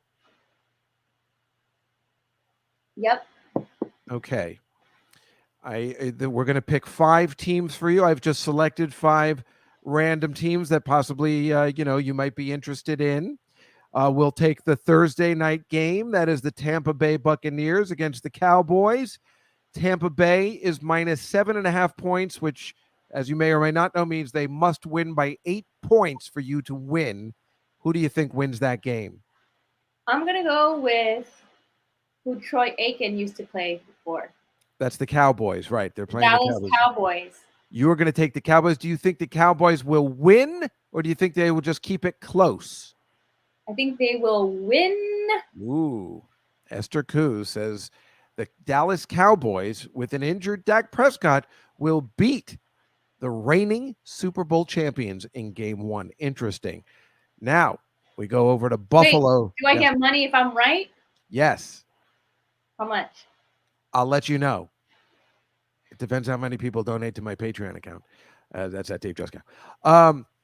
Or you could, put money in the chat room. That's fine. We go up to Buffalo on Sunday. Buffalo, New York. Buffalo Bills, with their awesome quarterback Josh Allen, are favored by 6.5 points over the Ben Roethlisberger Pittsburgh Steelers. Esther Koo, who do you think is going to win that game? I'll base this on the song in It's a Wonderful Life. Buffalo Bill, won't you come out tonight? Perfect. You see, let me tell you something, folks. This is beautiful because this is how, when I'm in my football pool and my mother wins the pool, this is how she's picking. So it's perfect because you can take your guys that know everything about sports and they still don't know it. All the guys on CBS, Fox, Dan Marino, Phil Simms, all those people, they still don't know anything. They always get it wrong and they're paid lots of money to do it. So why not pick this way? I'm with you, Esther. Next is the LA Rams against your sacred Chicago Bears. The Rams are favored by a 1.5. Who cares? You're going with the Bears either way. The Bears. The Bears. I like it. Come on, Mike Ditka. Let's get it together. We all like that pick. Oh, wait, hold on. Computer, stop. My Alexa went off. Okay, then the Kansas City Chiefs, who played in the Super Bowl last year with the adorable, what's the name of the Kansas City Chiefs? The helmet is blank. Who is that? Oh, that's the Cleveland Browns. The Cleveland Browns. Yeah, they have just an orange helmet with nothing on it. What, Mike Suarez? Why can't I think of the Kansas City Chiefs quarterback? Not making me forget. You forgot too. Oh my God, what's the matter with us? God, you lose the Super Bowl and you just lose all your luster. God, we're awful. We are awful. We have no right hosting a sports show. The Mahomes. I keep saying Mahomes. Pat Mahomes. My God, we are dicks. And oh my God, Esther. So Kansas City with the Pat Mahomes, the great Pat Mahomes, against the Cleveland Browns, the upstart Cleveland Browns, and the Baker Mayfield, who last year they were in the playoffs and lost to Kansas City just at the last minute. What do you think? Is the Cleveland Browns, did they used to be named something else? No, but they left. I think they left and became the Baltimore Ravens and then came back and started again as the Cleveland Browns. Oh. Who did Terrell Owens play for? I think the Ravens. Terrell Owens played for the Ravens? Didn't he? I don't know. Why am I thinking Denver? We're the worst. I don't know. You know why I know his name? Why? Because when I was working at Sharpie, when he pulled out the Sharpie and he signed the football, everybody at Sharpie was like having an orgasm. That makes sense. That makes a lot of sense. We were like, holy shit, this is amazing. That's why I got laid off, because after that, they didn't need like a marketing rep. Oh, yeah, I guess. I was wrong. He was a Seahawk class. That's what I thought. Thanks a lot. Thanks a lot, Terrell Owens. So, my what do you health choose? insurance. Well, he didn't play for, I don't think, any of these teams. So, Okay, I'll go with He was a Bill for a while, and he was a Cowboy for a while. But I'm saying he didn't play for Kansas City or Cleveland, so she doesn't have to hate on any of those teams. And I'm just trying to pull out any football related stuff that I know. Oh no, that's no problem. I'll go with Kansas City, whatever that is, Spades. Okay, Kansas City Chiefs. Chiefs. Or as my old Haitian doorman used to call them, the chefs. Are they the Chiefs? Yes.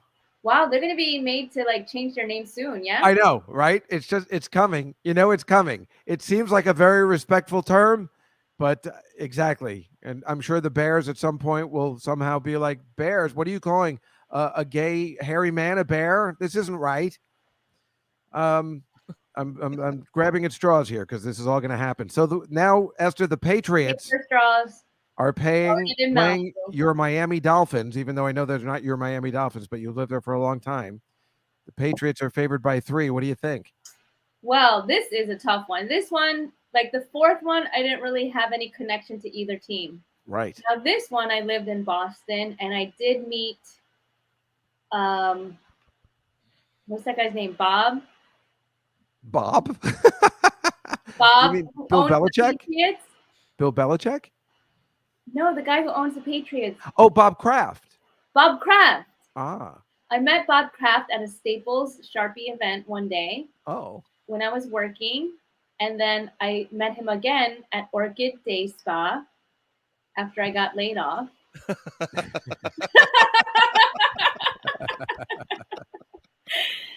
So he didn't tip me, so I'll go with the Dolphins. Oh, nice. I see. Plus, okay. I thought you were going to go with the Patriots. Nice. All right. Those are Esther's picks for the Celebrity 5 this week. The Cowboys, the Bills, Well, now the I'll have Bears. to follow football this week to see if I'm right. Exactly. The Chiefs This is exciting. and the Dolphins. Well done. Esther Koo, everybody, on making her excellent picks. Oh, yes. So, well, the contender always tells me what to do, but I can't see that when the screen is up. They were trying to tell me, Mahomes. And I'm sure everybody who's listening and watching is like, Mahomes. It's the worst when it doesn't come to you and you're thinking of so many other things. And it's the most obvious answer. It's such an embarrassment, but that's the way my mind works. I'm thinking of, sitcoms and stuff like that, like the $6 Million Man. I'm thinking of Lee Majors in my mind, not Pat Mahomes. I have a problem. Think of that puppy. Yeah, and the puppy, Mango. What happened to her? She passed away? She's on my lap. Oh, I thought Esther's screen was frozen. She was just sitting there in silence. I thought she was doing a bit. Oh, that is a cutie. I love that you're wearing that Bears jacket. I got this from Josh Wolf when I did his podcast. You know, Dave Juskow, when you ask people to do podcasts, they usually get you a present like Josh Wolf did. Listen, when things were normal and I used to record my podcast in my house, I bought everybody dinner. That's very nice of you. I believe I did the same for you when you were here when we watched the World Series that day. Thank you. Or at least it was offered if you didn't want any. It was definitely offered. Even when I used to do my show down at the Comedy Cellar, I would always buy everybody dinner. So I'm with you. You should get something. The best was when I had Gilbert Gottfried, and I had to buy him 2 dinners. And he took one of them home. and he took your sugar packets in your cupboards too. That and I bought him a bunch of what are those Bed Bath and Beyond, like little trinkets, that he likes taking from hotels, and he took it all home. And I had to get him a car back and forth. So, but it was worth it. And you're golden too. He'll be coming on this show sometime in October or November, which will be very exciting. It's always good to have Gilbert on. And Nice. we had Esther on my last show, which is the Comedy Cellar Nightly Show with Jeff Ross. And Esther plays so many musical instruments. It was so impressive. We have footage of her playing the drums, the piano, and then she played the ukulele for us, right? I don't remember. Or was it guitar? No, you play guitar. Oh, Was that it was guitar, right? I gotta go get my ukulele fixed. Oh, yeah. What, Mike? What You did want to you hear say? my other football story? Yeah, of course. Okay, We got thank plenty you. of time. That's why you're here. Those picks, we kind of ran through them fast. Well, there's only 5. Okay, so when I was in high school, I played in the marching band, right? Yeah. And so our football games, I would appear on the football field playing the cymbals with the marching band, right? That's what you played, the cymbals? You're that person? Yeah. Well, they gave me cymbals because I played the oboe. So you can't march. You can't march with an oboe. If you trip and fall, you might like die from getting a stab wound in your throat. Maybe I don't. Oh, wait. Maybe I don't know what an oboe is then. It has a double reed that's about like this big that goes in your mouth. Oh, go on. I was thinking of Robert Reed. That also goes in your mouth. So anyway, so I played in the marching band, and one day I wanted to play a prank at the halftime show. And I told everybody in band, I said, I'm going to drop my pants during the halftime show. Just to like change it up. That's and an just to, oboe. like, We have a picture of the oboe up there. just to like make it more fun, right? But now I see what you're talking about with the oboe. You see the picture? Right. You can't march with it. That does look like a sharp instrument. Thank you, Mikey. Yes. So you said you were going to take your pants down at halftime. Sorry. So I bought a pair of like boxer briefs from Target that had like Tigger on them. And I thought they were cute. So I'll drop my pants and I'll just be wearing like men's boxer briefs, you know? Yeah. So it doesn't really show anything and whatever. It's just a goof, right? And then, because I'm such a blabbermouth, I told everybody, I'm like, yeah, I'm going to drop my pants. And, you're in high school. You're like, you said, I'm going to drop my pants during halftime show. And finally, the band director found out. And he made an announcement at rehearsal. He was like, if anybody drops their pants during the show tonight, they won't be going to Washington, D.C. So I got found out. Oh, yeah. No, I got confused because you took a sip. So I wasn't sure if we were waiting for what happened after or if that was the end of the story. It was very confusing. No, But- sorry. so you didn't do it. Homage to Kevin Downey Jr.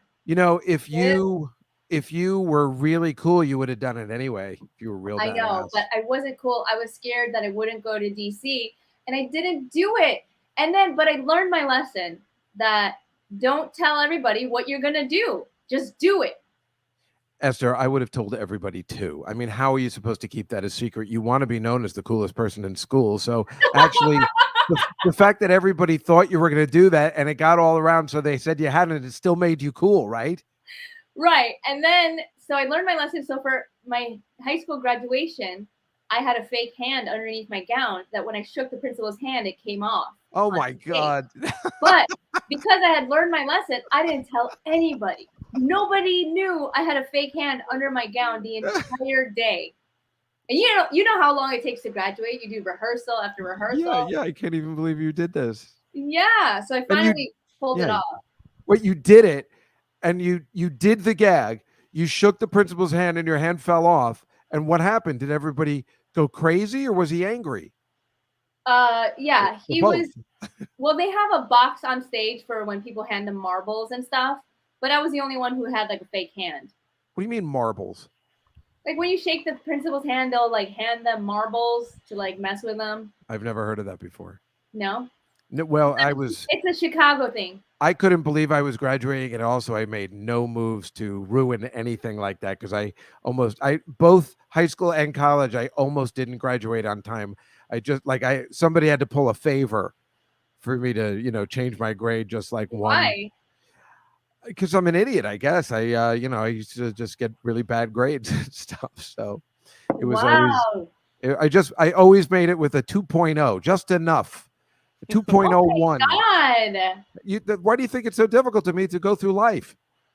No wonder you were like spraying bleach on your mask during the pandemic. Exactly. Yes, folks, if you don't know, when the pandemic first started, I was bleaching my mask and I started having headaches and fainting spells, and I couldn't figure out why.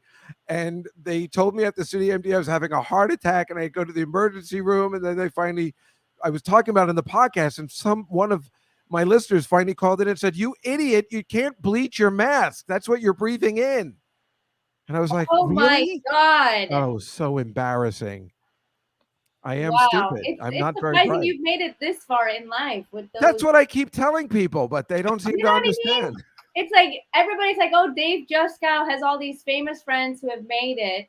And look at him. But I think, hey, based on your grades, it's an accomplishment that you're capable of doing anything. That's the way I have to look at it. My SAT scores, I only got half. I had an 800 out of 1,600. 800. It's a miracle I got into college at all. But because it was my nephews and nieces were always like, but how did Uncle David get into college? And my sister would tell him, like, well, first of all, it was the 80s. So really, there was no, you could just really get in anywhere. But also the personal interview, he's very charming. So yeah, it was, I don't think I could possibly get into school in this day. Now I understand you better. Thank you. I'm the glad you did. The bad grades, it's almost like you have a genetic handicap. You have like a stupid gene. Yeah. I'm an idiot. It's not your fault. My parents are idiots too. It comes from upbringing. That's what back to teachers say it all the time. Exactly. Your parents are idiots. It's not your fault. They really are. And we figured it out. In fact, I was talking about with my mother the other day that my grandfather on my dad's side was apparently so smart. He started working for the FBI. And it was this new branch. I've got pictures. I'll show you one day on the show. He was working for this new branch when what's the guy who Hoover started a new branch. Everybody's corrupt in the FBI. He's like, I'm getting rid of everybody. And my grandfather started up the new division of the FBI. It was all accountants. Whoa. And he was like really smart, but apparently that didn't go anywhere because my mother's parents were really stupid too. My sister's stupid. I'm stupid. My dad wasn't very bright. My Aunt Judy is, please, I know she's watching, but let's face it, we're all not very bright. And but her dad was the one I'm talking about. And he was really bright, but none of us got that gene. It was really bad. You figure one of us out of that, somebody with my mother's brother he was an idiot and his wife was an idiot. There was no way to win in our family. Wow. So we're hoping my sister's kids might be kind of bright. So it's somewhere along the line, somebody's got to be smart.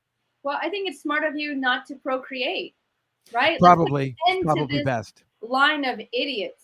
Yeah, well, I could say that about a whole bunch of people. I'm sure we could go over most of our friends and say those exact same things. Hey, I assume, Mike, we don't have a call, right? Correct. Okay, so why don't we go over a couple of slides I have? I think Mike would have told us if we have a call. Probably, but sometimes he has. Pathetic to say, Mike, do we have a call? No, it's no big. It doesn't bother me in the least. So I thought I would show some slides. That was the plan all along, that people weren't going to call and it was going to be hilarious. So just for the few minutes we have left, can you see my screen, everybody? Yeah. I will describe it to the Contender with a K app. The Contender offers live sports talk and never plays any commercials. The Contender. Download the sports app now on iPhone and Android. This is me on, ironically, National Cheese Pizza Day. This was just on Sunday. My nephew always demands we go to Pizza Hut. That is the Pizza Hut spread. It looks amazing. Am I right, Mike? Yum. Yeah.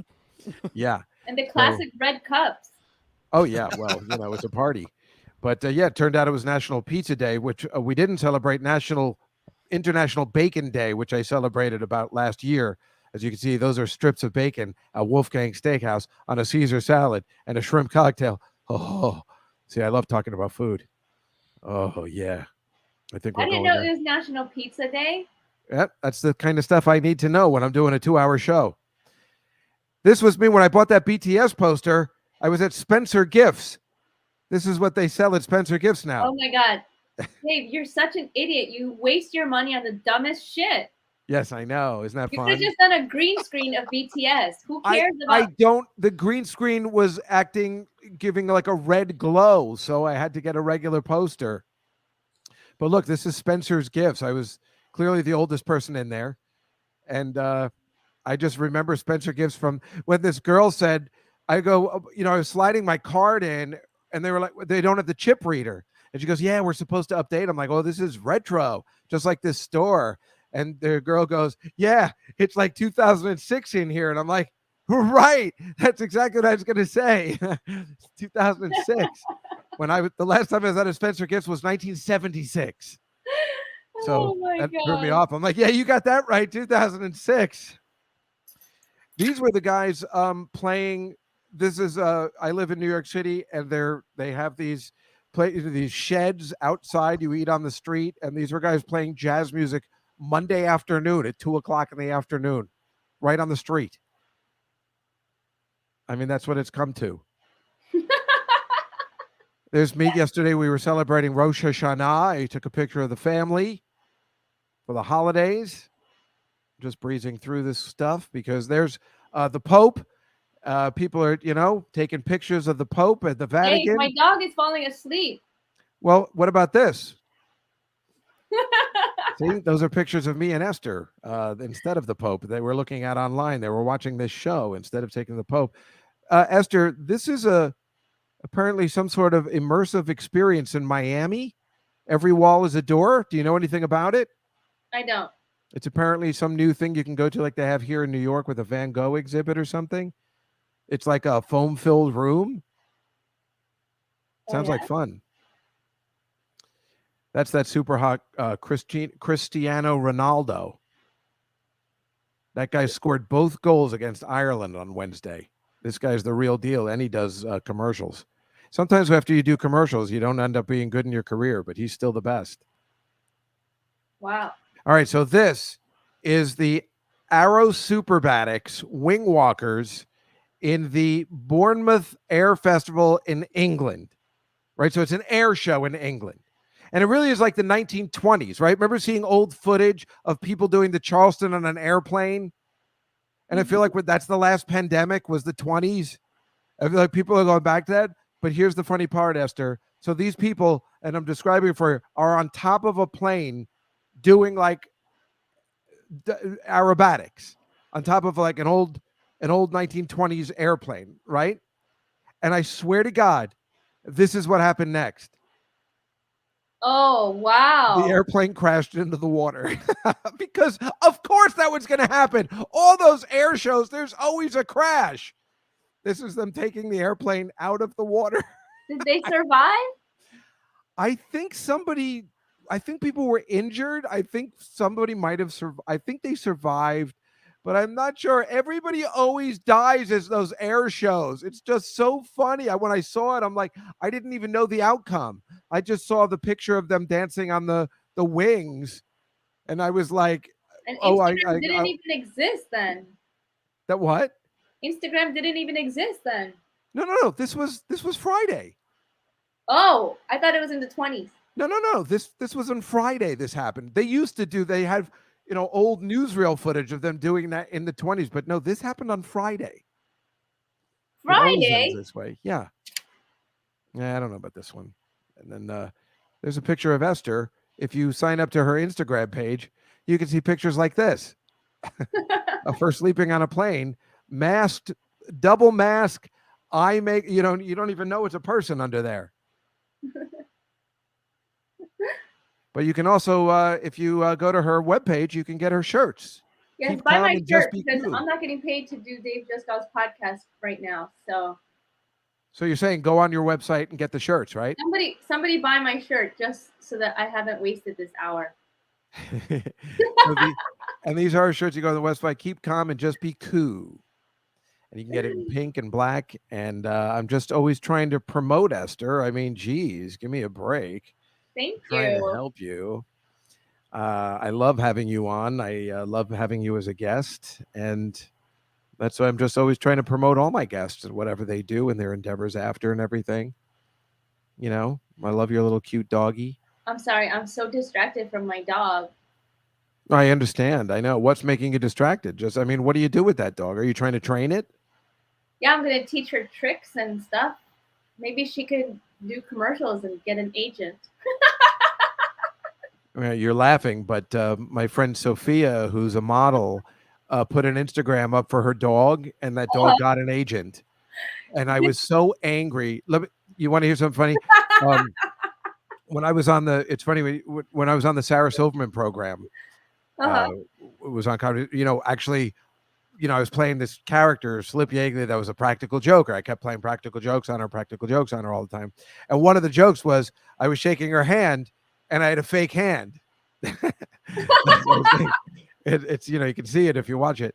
But the other thing was when I went to do the show, I was on it a couple times. And once I only had like one line, I was doing something on it. And they, because I wasn't, a true guest star, they sent me in the studio to like go like a mile away in California from where the main entrance was. And I had to like park my car like a mile in the, CBS studios down the street because I was like considered an extra. And then I had to walk really far to get to You're the like, studio. I have one line. Exactly. And so they didn't care. So when I was walking back, I see her dog being walked in the front door. And I'm like, are you kidding me? Now, I know her dog was a regular on the show. So I'm like, whatever. And so then when I get to the show, I sit in one of those director's chairs that was open, and the dog starts growling at me. And it turned out I sat in the dog's director's chair. It actually said Duck on it. And I'm like, you gave the dog a chair. Was it a male dog? Yeah, I believe. What was the dog's real? The dog's. Yeah, no, it was a male dog. Yes, the dog's real name was Duck, and the dog on the show was named Doug. I think or I have it vice versa. When she had that old dog, it was a real dog, but that dog was really driving me crazy because that dog kept getting more work than I did. And also, male dogs get jealous than female dogs, just like male humans. But they want you to believe otherwise. Yeah, but I was so good to that dog over our house all the time. I can't believe that dog didn't matter. The dog thinks he's like the king of the castle. Yeah, I guess you're right. Yeah. Still, though, it was very, very embarrassing for me. He smelled that you have the IQ of a dog. It was like, who invited this fucker here? But that's true. I always feel I have a connection to dogs. Whenever I'm around, like I see, like I live near, like underneath or above a doggy daycare center. And every time I walk by, I'm like, what's up, fellas? They're always looking at me. I think we have a connection because they know I'm a genuine idiot. I think they sniff it out. It's because you have those puppy dog eyes. Maybe when you want to make it out is. with somebody, you just like look like a puppy who's hungry. I always feel like, well, I'm definitely always hungry. I mean, I'm just in love with food. So all I was thinking today, I'm like, what am I going to have after the show? So excited. And that picture of those steaks and those that bacon on top. Oh, I shouldn't be saying that on Rosh Hashanah, though. So don't tell my mother because she does watch the show. Do you like tennis? I have more football stories. What are you bringing up tennis for? I was only watching because I was talking about Djokovic before because he's doing this unbelievable thing at the U.S. Open possibly. So I was just wondering if you liked it. I don't really follow it. That's okay. So give me another football story and we'll be on our way. Okay. So when I was in high school. In Chicago, in the Chicago area. In Chicago, in the greater Chicagoland area, we had a homecoming football game, right? Mm-hmm. And the homecoming football game, they had a raffle for couch potato. And you basically buy a ticket for $1 and it goes to like a charity or whatever. And you get to, whoever wins gets to sit on a couch, them and a guest, on like the something yard dash of the football game. You mean like the 50-yard line or something? Something like that. I don't know what those numbers mean. Okay. So then I bought one ticket and I was like, well, I'm going to win or lose with one ticket. I'm just going to buy one ticket. If I win, it's meant to be. And my school was 2,000 kids. You know, it wasn't a small school. Yeah.